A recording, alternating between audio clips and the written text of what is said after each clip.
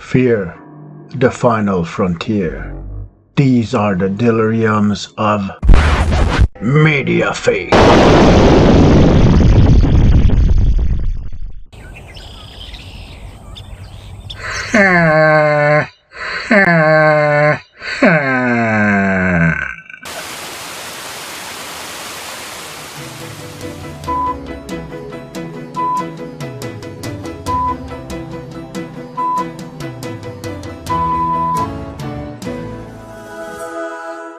Good end of days, big fast America, and welcome to Troller Conson Twilight.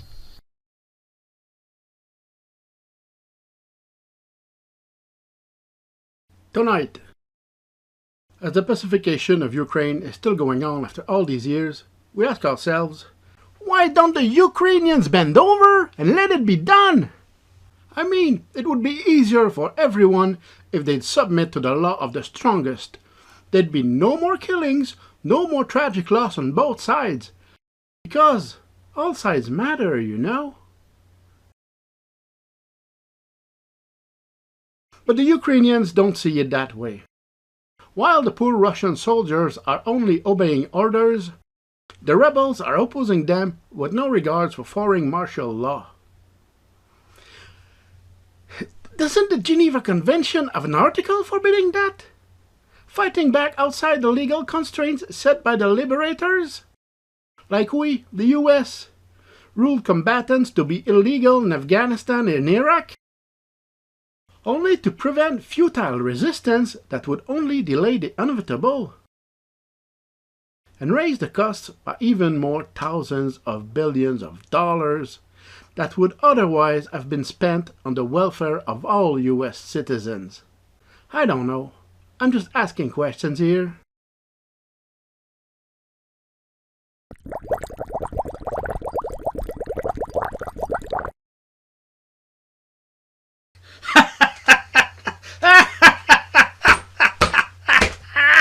They think I'm serious. Now, some people are starting to imply that Putin's attempt of cleaning up the place is heading to a genocide. And what if this is what the Ukrainians need and they don't know it? My Putin's only trying to civilize them, and they resist like children.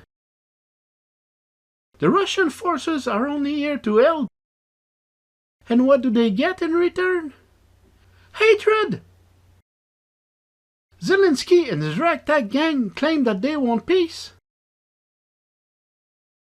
If any of this was true, they'd drop all arms right then and there and welcome the liberators with open arms.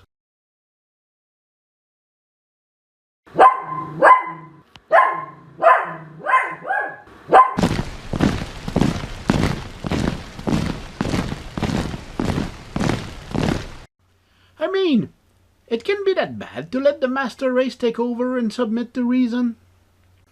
When you truly want peace, you don't make a fuss over trivial things such as human rights. You simply yield as a show of respect, and the other side will naturally stop the hostilities. It's a simple human equation. For proof, the Indians... Sorry... The natives we almost wiped out here are not all the worse for it these days. Sure, they had to have a period of adaptation. But look at them now. They have casinos, they don't pay taxes, and they live happily amongst themselves. When they're not drunk, of course. And yes, they complain.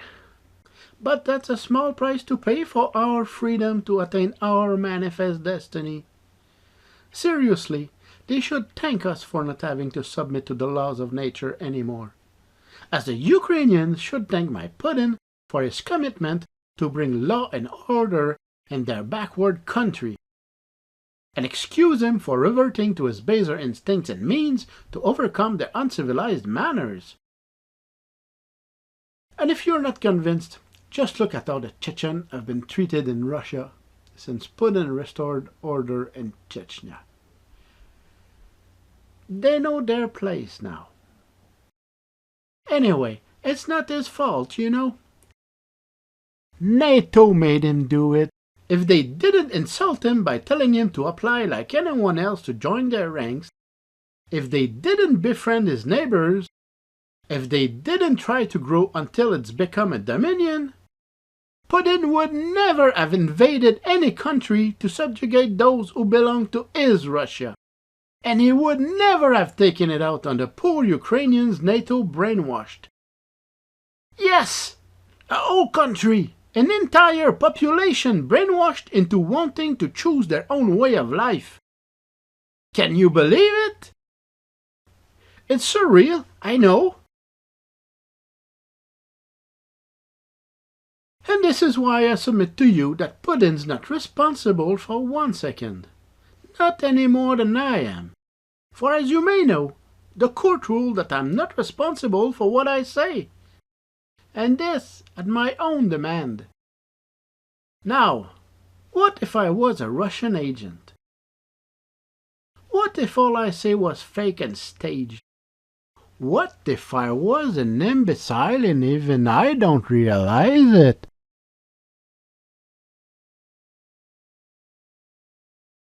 I'm not saying any of this is true. I'm just asking questions here. Why don't you ask yourselves those questions? Seriously. Until next time, this is Troller Conson for the Cunning News Idiots, twisting you the truth no matter how many and how bad it hurts.